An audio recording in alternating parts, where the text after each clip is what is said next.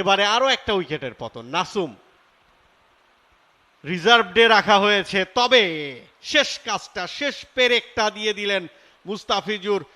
All out হয়ে গেল।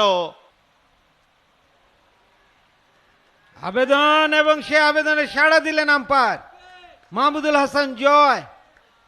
হি is the গোনার।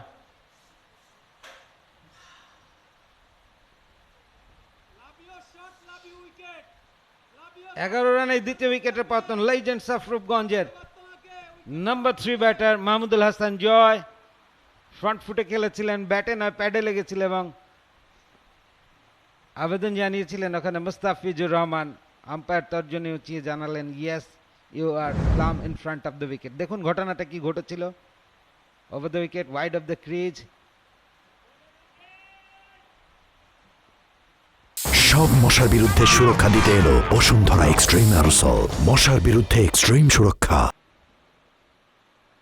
Outside off stump, pacey delivery, cut করেছিলেন বেশ জোরের উপরে, এবং cut behind. Mustafiz strikes again. What a beautiful bowling. আরো একটা উইকেটের পতন ঘটে গেল লেজেন্ডস অফ রূপগঞ্জের। মুস্তাফিজের দ্বিতীয় সাফল্য। দেখুন কিভাবে ঘটনাটি ঘটেছে। Back of length, extra bounce, cut করেছিলেন, এজ লেগেছে, এবং জাকের আলী অনিকের জন্য একটা অন্যতম সহজ ক্যাচ। এবারে আরো একটা উইকেটের পতন। নাসুম একেবারে স্ট্যাম্প ছেড়ে দিয়ে তারপরে বলটাকে খেলতে চাইলেন, একটা লং হ্যান্ডেল বা একটা জোরের উপরে খেলতে চাইলেন, তবে বলের লাইনেই তিনি যাননি। সুতরাং বলটা মিস করেছেন ব্যাটে বলে, এবং স্ট্যাম্পে গিয়ে আঘাত এনেছে।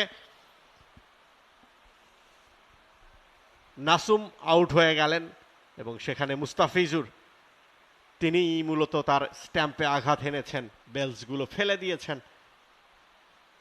ইনফ্যাক্ট নবম উইকেটের পতন 263 রানের মাথায়।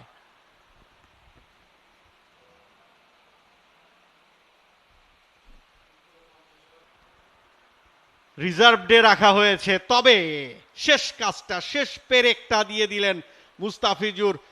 অল আউট হয়ে গেল লিজেন্ডস অফ রূপগঞ্জ। আউট হয়ে গেলেন আব্দুল হালিম। মুস্তাফিজের বলে 4টা উইকেট পেলেন মুস্তাফিজ। আবাহনী লিমিটেড তাদের জয়ের জন্য 276 রানের একটা লক্ষ্য দাঁড়ালো 300 বল থেকে।